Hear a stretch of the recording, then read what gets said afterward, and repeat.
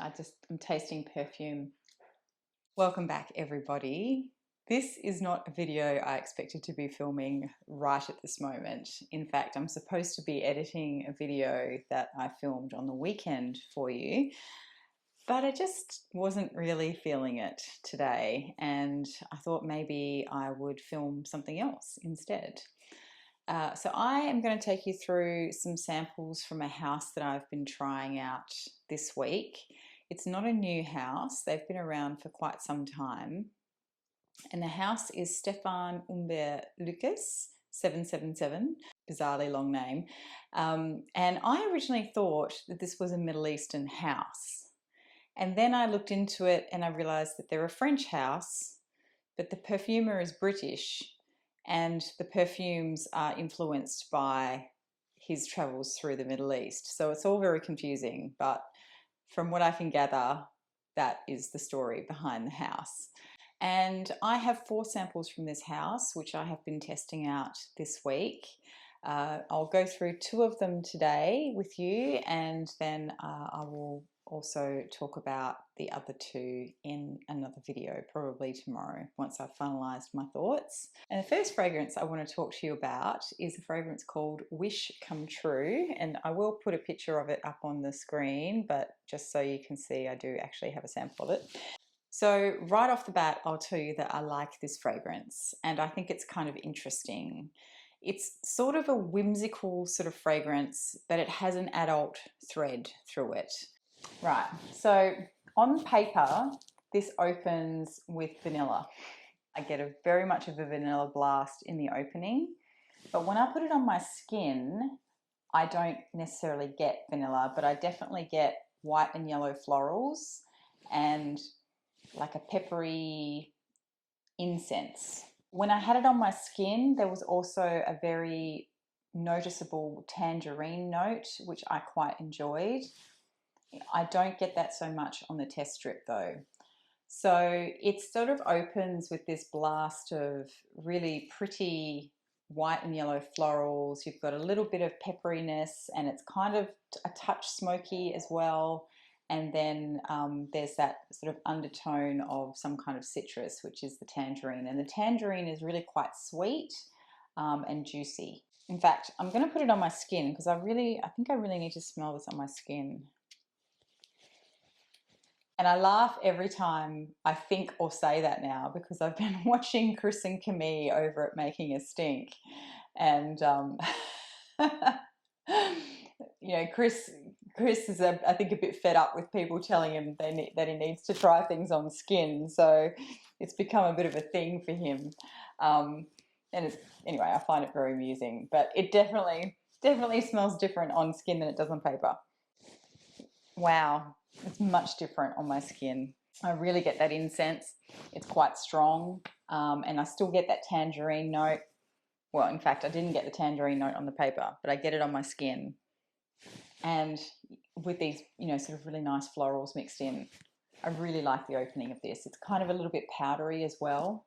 It's interesting. It feels like there's almost like a tea note lingering in the background, but there's no tea notes listed for this fragrance. But there is ambergris, so I'm just wondering if maybe it's actually ambergris that's kind of giving it that tea vibe. It's also a bit musky, and when I was describing it the other day to somebody, I was saying that it smelled really quite magical, and it smelled like a mature fairy tale. I'm getting like this image of mauve sort of pixie dust, but in a dark forest or something. So something, you know, in a place that's fairly earthy or you know, mature and, you know, not quite as innocent as a child's fairy tale. Does that make any sense? The incense is resiny and smoky, but not dark. And I think the tangerine just helps to keep it light and uplift that and stop it from becoming a really dark, heavy fragrance. And I think that's how they've managed to achieve this sort of magical, whimsical, emotive feel to this fragrance. I don't think I've ever smelled anything quite like this fragrance, but at the same time, it seems strangely familiar to me. In the deeper dry down, after a few hours of wearing this, I get more of the incense, but the incense becomes more of that resinous, churchy incense. So it's not quite as smoky as it was in the opening.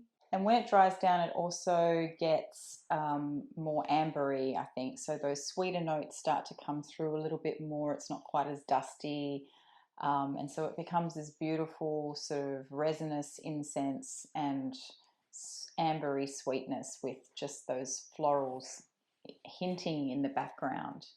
It really is quite special, and I actually really enjoy this fragrance. I don't know if it's something that I would reach for a lot though, because of that, you know, that smoky incense. And I don't mind smoky fragrances, but I think I really need to be in the mood for them. So for that reason, I'm not sure if I'll be rushing out to buy a bottle of this, but it's definitely a fragrance that if I did have it, I would probably wear it for me and not for anyone else. Anyway, I just thought it was a really beautiful, magical fragrance, and it was a great start to trying out this house that I've seen around but never actually pulled the trigger on getting some samples for. So the next one was not so successful for me.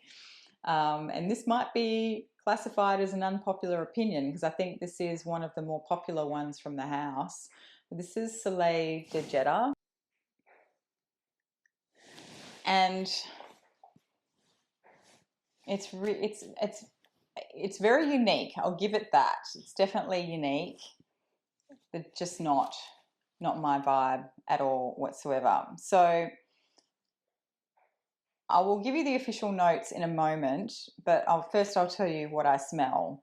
So what I smell with this is, particularly in the opening, is like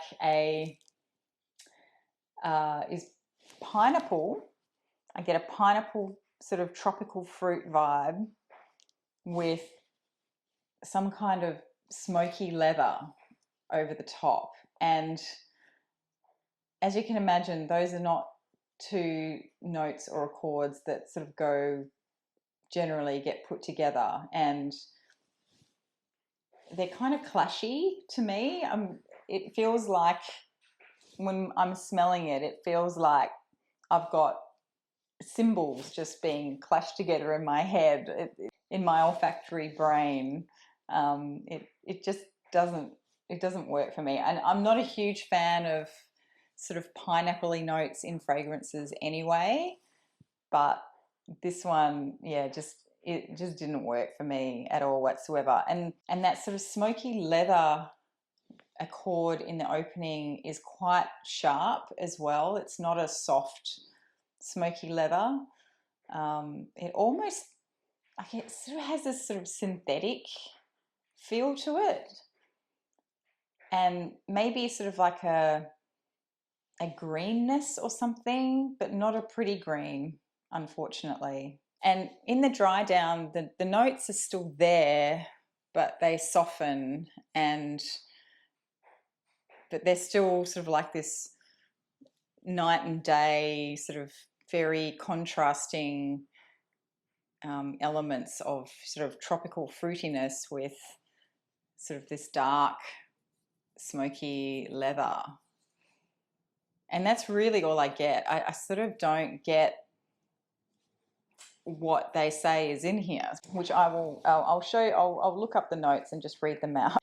Okay, so according to Fragrantica, which I know is not necessarily the most reliable source, but the top notes are chamomile, osmanthus, and lemon. And the middle notes are ambergris, iris, and earthy notes. So I guess I get the earthy notes. And in the base is leather, iris, and vanilla. It's not really floating my boat, I have to admit, but it's got a rating of 4.21 out of 5 on Fragrantica. People clearly love this one. And like I say, it is unique. It's just not for me, I don't think. So those are the first two fragrances that I've tried from this house. So far we're 50-50 in terms of liking and not liking. I do have two more to go, as I mentioned, and I will do those tomorrow, or film those tomorrow. I have smelled them all, and I can tell you there are others that I do like as well. And yeah, so tomorrow I'll film another video, and then I'll put it all together, and you will have a video uploaded this week. So Panthea, immediately upon spraying this one, I get a really juicy citrus. So there's bergamot and tangerine in here, and it's like they've been juiced. You know, the juice is sort of got that hint of sweetness. It's not too bitter. You're not getting that pithy kind of notes. Like it doesn't smell like the rind. It smells like the juice. But there is something in this one that kind of, there's an underlying element of something. I mean, I want to describe it as BO, not body odor, armpit, or maybe a touch of cumin or something. I don't know. It's not listed, but there is something in this that has just that a slight tinge of, dare I say it, skank to it, and it works really well.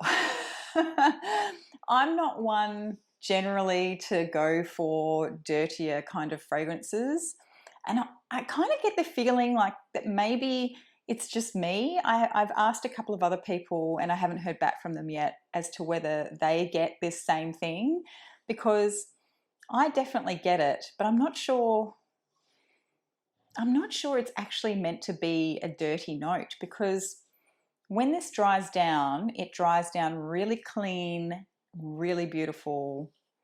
It's very fresh, it's very juicy. There's some florals in here which definitely come out in the mid, and it's so soft. It's just a hint of powder. It projects really well, and it's, you know, all day long I was getting this beautiful wafts of fresh, you know, florals coming up at me, and I felt really sort of clean, and it was kind of musky, and maybe it's the musk. So there's florals in here. The florals are jasmine and violet.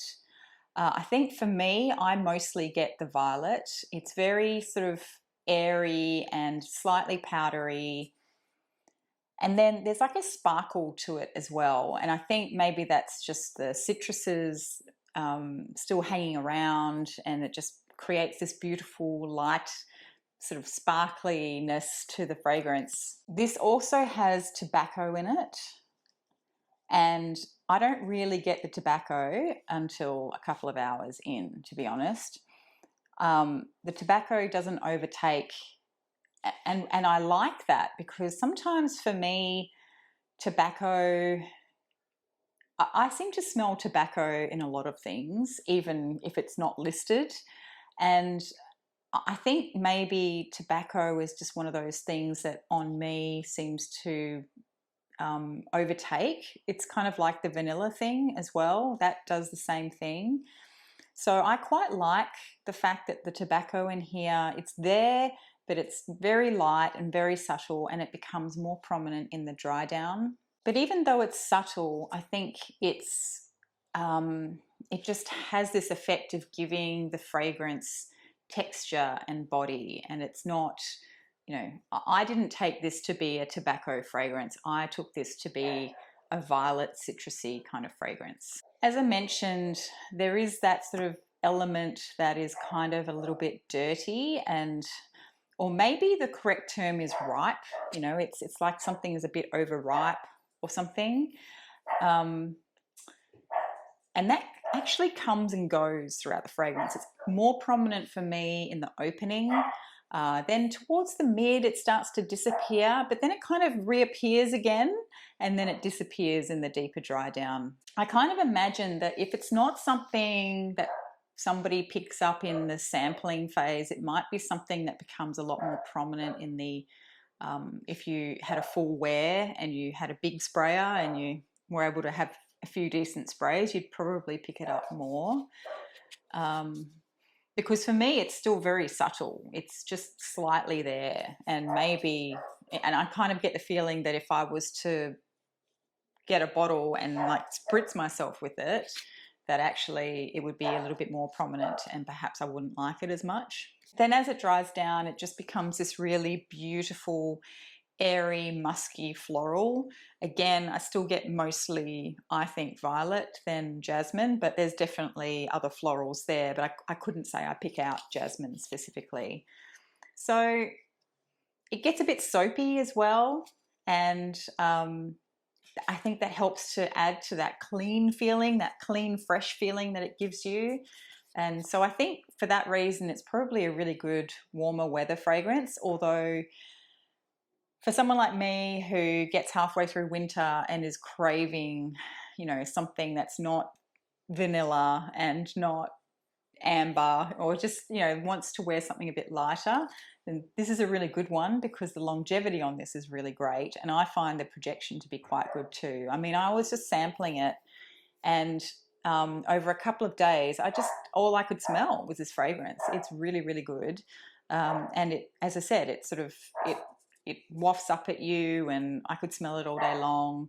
So it's kind of a nice, fresher kind of fragrance for the winter months, I think, because the cold, it's got enough oomph in it to be able to combat that cold weather. So that was Panthea. Really, really liked that one. The next one I want to talk about is Panthea Iris. And this one may very well challenge me on my "I don't want to buy any more bottles" statement. However, I don't want to buy any more bottles, but I'm really enjoying this. So this one opens with a blast of iris. There's iris all the way through. This is a journey of iris. It does share the notes of bergamot and tangerine, and probably a couple of the other base notes as well. But the bergamot and the tangerine are the ones that I get. So it opens with a blast of iris. The iris in the opening is quite dense and waxy and wet. It sort of feels kind of wet, and it's kind of and sticky. It feels sticky, and it's the kind of iris that kind of smells like paper. You know, if you were to amp up the smell of paper, you get that sort of dry, kind of waxy maybe smell, but it's definitely got that distinct papery kind of smell. And I'm not explaining it very well. It's how I always imagined papyrus to smell, put it that way. I get that sort of, very waxy, sticky iris. Maybe that's what they mean by iris butter, and with that sort of papery edge to it. It's really, really nice. In the opening, you can pick up hints of that beautiful bergamot and tangerine combo that you get in Panthea, and it's really, really pretty. The iris is definitely very dominant though, but the citrus is definitely there. You can pick it up. And there's something, those citruses almost become kind of like a candied fruit kind of smell. And I'm wondering if that's the violet coming through, and maybe that violet note is more of a candied violet, but there is violet in this fragrance too, and I do pick it up, but the iris is obviously the main player here. But what it doesn't have is that kind of BO or dirty note or ripe sour note that I get from Panthea. After a couple of hours, that iris, that wet, waxy, sticky element of the iris kind of dies down, and the iris just turns into this beautiful, velvety, musky, floral, and it's really, really good. I don't know if I pick up the sandalwood that is apparently in here as sandalwood, but it has such a comforting and enveloping nature to it that I'm not surprised at all that there would be sandalwood in here, because that's what sandalwood feels like to me a lot of the time, although other notes can do that too, of course. And so the iris at this point then becomes very reminiscent to me of those really irisy, makeup-y, powdery fragrances that women wore when I was a young child. And so it feels very, maybe that's why it feels sort of comforting to me. But it definitely has that powdery, makeup-y vibe going on in the dry down. And I actually have it on my hand today, and it's really gorgeous. There is a woody element, I think, in the dry down. So I guess that's where the sandalwood comes in. So thank you very much for joining me for a whirlwind overview of some samples I've had from this house. As I said, I've never tried this house before. Always been sort of curious about them, but never bothered to get samples, so now I have. Would I buy any? I don't know. I mean, there are obviously ones that I did like, but I don't really want to buy any bottles of anything at the moment. So I'm quite happy to just enjoy these samples of the ones that I like at least, and then move on to the next thing. So I hope that you enjoyed that. Let me know if you've tried this house and what your favourites are. But yeah, if anyone knows anything about this house, let me know, because I don't really know much about them other than what I've been told and what I read on their website. So anyway, let me know. Thank you very much for joining me. I'll see you in the next video. Bye.